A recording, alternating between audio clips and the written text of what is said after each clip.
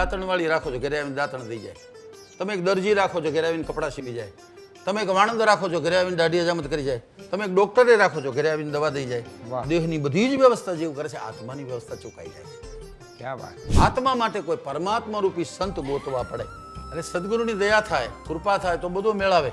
વાહ. અને એમાં બુદ્ધિ નો લગાડાય, શુદ્ધિ લગાડવી પડે. આત્મવિશ્વાસનો અડીખમ ગિરનાર એટલે પપ્પા, વાહ.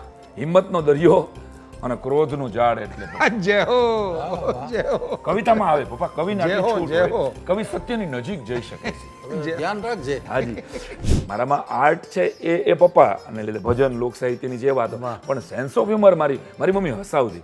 વાહ. બાવળી રે એ હું તો લઈ ગગનમાં ઘેરી, બની બાવળી રે, એ હું તો લઈ ગગનમાં હેરી, હું તો લઈ ગગનમાં, એ હું તો લઈ વાહ. ગગનમાં હેરી. વાહ.